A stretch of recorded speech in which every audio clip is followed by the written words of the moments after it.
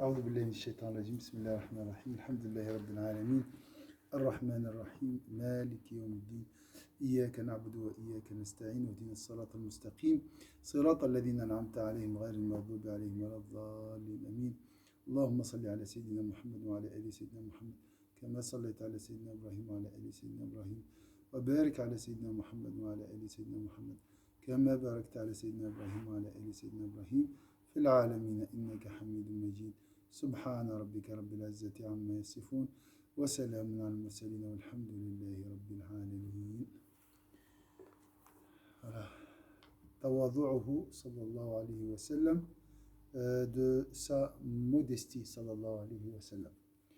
كان صلى الله عليه وسلم أشد الناس تواضعا في علو منصبه malgré son rang immense 51. Le prophète sallallahu alayhi wa sallam était le plus humble qui doit.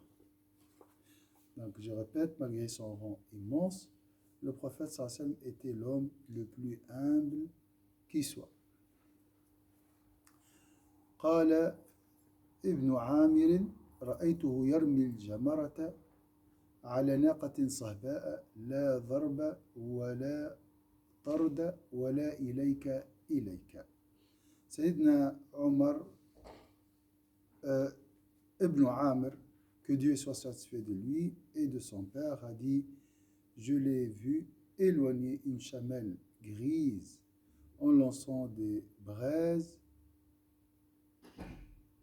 sans la frapper, sans la chasser, ni dire écarte-toi de moi. Alors, je pense la traduction ici comme suit, Wallahu a'lam, le prophète sallallahu alayhi wa sallam était à feu, donc à Mina. Mina, c'est plein du monde. Le prophète sallallahu alayhi wa sallam était sur sa chamelle. Il lançait les cailloux ou marchait parmi les gens sans écarter les gens, sans demander aux gens écarte-toi, c'est le prophète, écarte-toi, dans ce sens-là. Voilà.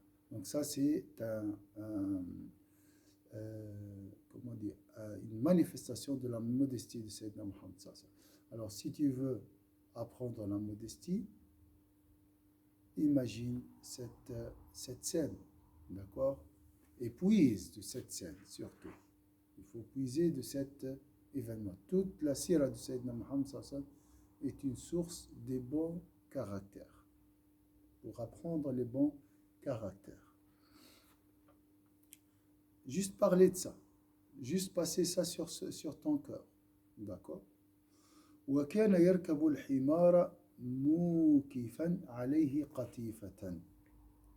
Il montait sur un âne en plaçant sur son dos un morceau d'étoffe en poil et faisant même parfois monter autrui en croupe derrière lui. Donc, il met juste une étoffe en poil, dans le sens ici, il n'y a pas de confort, comme ici aujourd'hui, les voitures et tout. Vraiment, le minimum, hein, juste quelque chose sur le dos de l'âne. Et c'est un âne aussi. Ça aussi, les Arabes préfèrent les chameaux, tout ça. Pour eux, les ânes, c'est un moyen de transport pour les pauvres. Et il faisait il montait autrui en croupe derrière lui. Ça, c'est aussi un signe de modestie.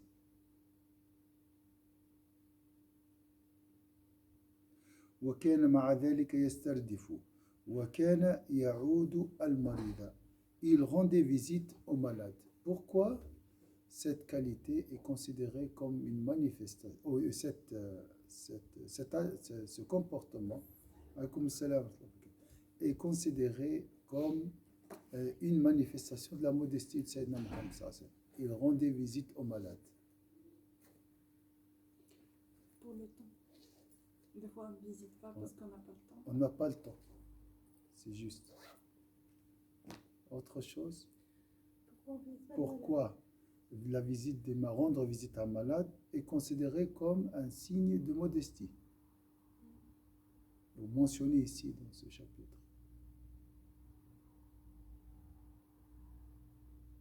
il est où la modestie dans ce geste?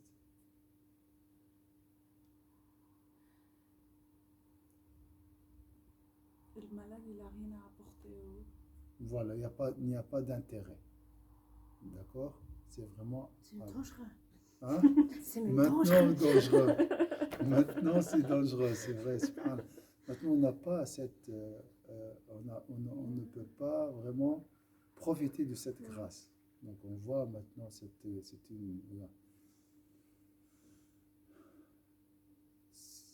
Elle est où la modestie ici?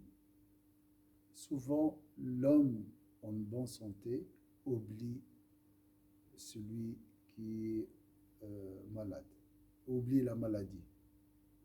D'accord? Comme le riche qui oublie les pauvres. D'accord? Donc ça, c'est se mettre à la place des malades et leur rendre visite. C'est aussi descendre et penser et se mettre à la place des autres. Ça, c'est très, très important. Ça, c'est un signe d'humilité. Autre chose? On est au service du malade en général. Voilà, C'est- barakallah c'est- fik. Ouais, on le sert, c'est juste aussi. C'est rendre service. C'est servir, oui. Et en plus, il ne faut pas oublier qu'il était le prophète un président. Donc, est-ce que vous avez vu un président qui rend visite ou même... Ils le font par intérêt. Ça, c'est à part pour la mise en scène. Mais réellement, ils n'ont pas le temps. Ou bien ils le font pour leur famille, peut-être, s'ils ont. Donc, il était très occupé, le prophète. Ça, il avait la révélation, il avait sa famille, il avait la nation. وَيَتْبَعُ جَنَازَةً وَيَتْبَعُ. Il rendait visite aux malades. C'est être au service du plus faible. En fait, Voilà, des faibles. voilà, être au service des plus faibles. Et suivez les funérailles, c'est aussi la même chose, les pauvres. Et répondez aux sollicitations des esclaves.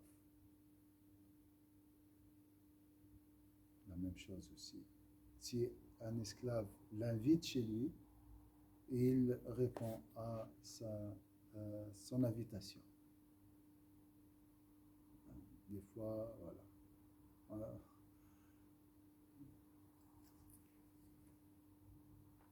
Donc il a peur de toucher les sensibilités. Ah, les malades. Ah, je suis tombé malade, mais le prophète ne m'a pas rendu visite. Ah, parce que je suis un esclave. Le prophète sallallahu alayhi wa sallam, non. Il répond à tout le monde. Et ça, c'est une rahma du prophète. Hein? L'égalité aussi. Oui. وَيَخْصِفُ نَعْلَهُ. Il recousait ses semelles. Il recousait ses semelles. Et comme on a dit toujours, c'est un chef d'État. وَيُرَقِّعُ ثَوْبَهُ. Raccommoder ses vêtements. وكان يصنع في بيته مع أهله في حاجتهم. Raccommoder ses vêtements et aider ses épouses aux tâches domestiques. وكان أصحابه لا يقومون له. Ses compagnons ne se levaient pas pour lui, car ils savaient que cela lui déplaisait. Bien, les Arabes, ils n'ont pas cette habitude, comme les rois et tout. Ils n'ont pas la notion d'un roi chef de tribu. Ils détestent ça en général. Ils n'aiment pas ça. Ils ont quand même un minimum d'égalité. Il n'y avait pas vraiment des chefs de tribu, rois ou tyrans. Jamais ça, on a entendu. Même avant l'islam. C'est pour cela peut-être Allah aussi ici a choisi la péninsule arabique pour la révélation. Parce qu'il y a quand même cette égalité. Donc le prophète sallallahu alayhi wa sallam n'aimait pas cette habitude qui est étrangère chez les Arabes. Mais maintenant, si ta mère, ton père vient te saluer, tu te lèves, bien sûr. Il ne faut pas s'asseoir en disant non, le prophète ne se... Il y a un autre contexte ici. Là, c'est un comportement qui était très répandu chez les rois, chez les Byzantins, oui, les Byzantins, les Perses. Mais lui, il se levait quand c'est Maulatina Fatima Zahra, radiallahu anha, elle rentrait. Voilà, c'est juste. Il se levait pour Sayyidah Fatima. Oui, c'est juste. Subhanallah. Lorsqu'il croisait les enfants, il les saluait. C'est lui qui les salue.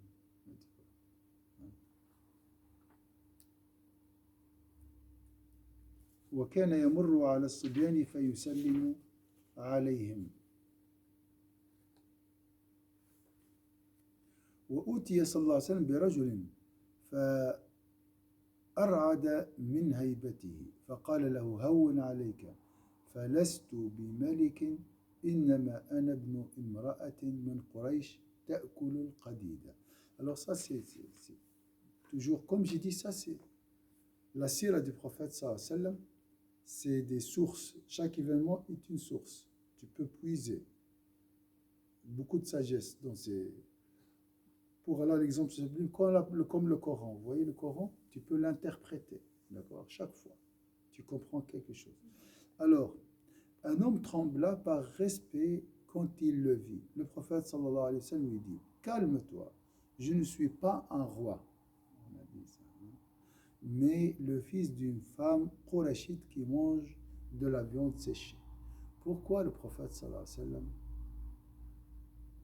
avait, malgré cette humilité, ce respect révérentiel, cette majesté? De loin, tu trembles de sa présence, d'accord? Mais avec le temps, avec la connaissance, d'accord, tu vas, tu vas l'aimer. Donc de loin, il est glorieux, d'accord? Mais de proximité, de près, tu vas l'aimer. Majesté de loin, beauté bien sûr avec beauté, hein, pas majesté tyrannique. Alors pourquoi le prophète, pourquoi lui-même a mentionné cette histoire ici dans le chapitre de la modestie? Là on voit plutôt le respect révérentiel, la présence charismatique du prophète sallallahu alayhi wa sallam. Quel est le lien entre cette crainte révérentielle, si je peux dire, mais qui émane de lui, tu veux dire, qui émane du prophète sallallahu alayhi wa sallam, et l'humilité?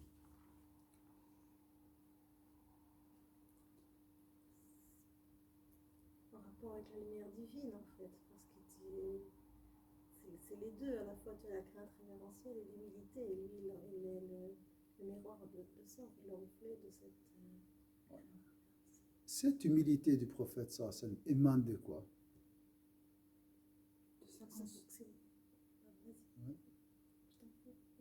De sa conscience. De sa conscience Envers Allah. Il ressent toujours cette présence d'Allah Azza wa Jal. C'est pour ça qu'il est toujours humble. Il a toujours la crainte révérentielle envers Allah Azza wa Jal. D'accord?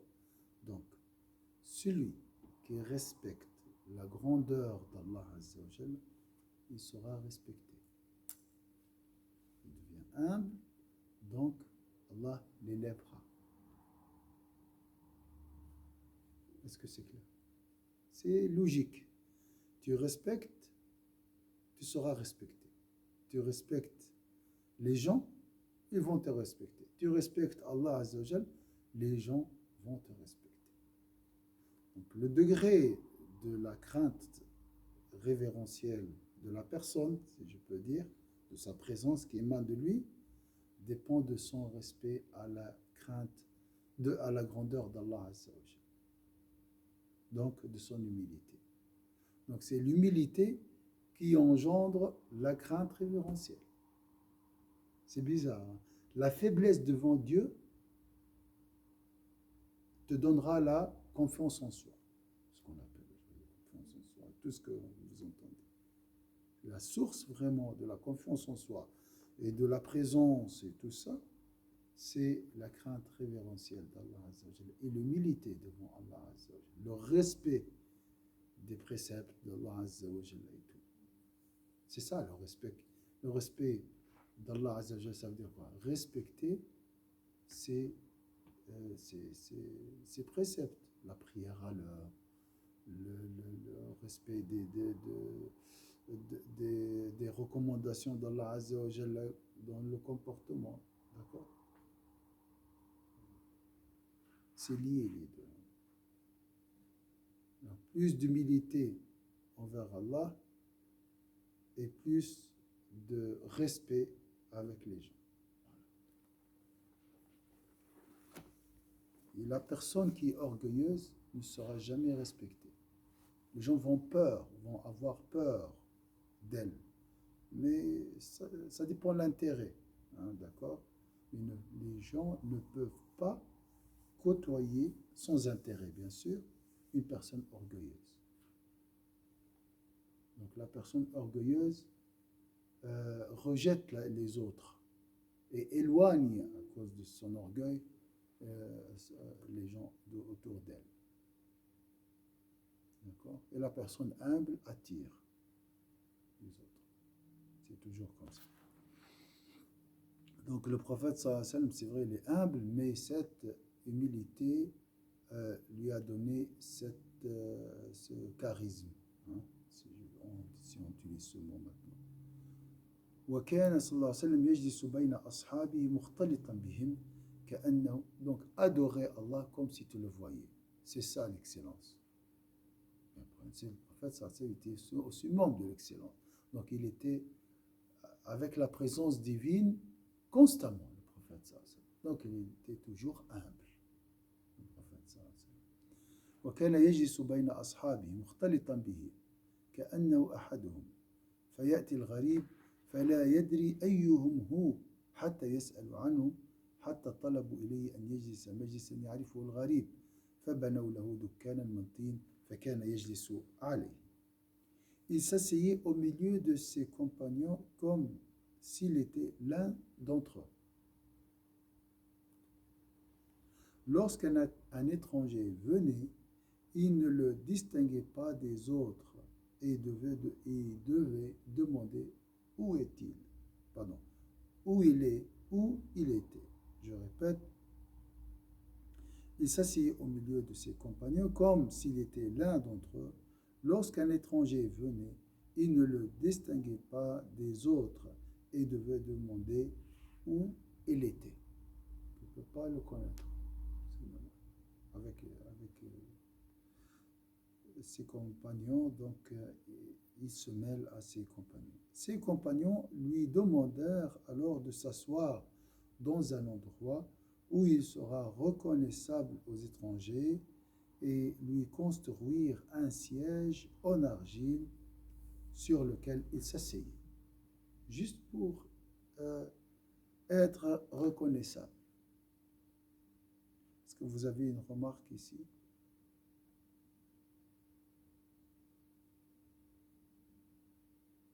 D'accord. وقالت له عائشة رضي الله عنها قل جعلني الله فداك متكئا فإنه أهون عليك قال فأصغى رأسه حتى كاد أن يصيب جبهته ثم قال فأصغى رأسه حتى كاد تصيب جبهته الأرض ثم قال بل آكل كما يأكل العبد وأجلس كما يجلس العبد. Sayyida Aïcha, que Dieu soit satisfait d'elle, lui a dit: puis-je être ta rançon? Mange en te mettant à l'aise, cela sera plus facile pour toi. Donc, mange en te mettant à l'aise, ça veut dire quoi? Tu t'appuies sur les coudes, ton coude, hein? Voilà. Cela sera plus facile pour toi. Il lui répondit en inclinant la tête jusqu'à ce que son front touchât le sol.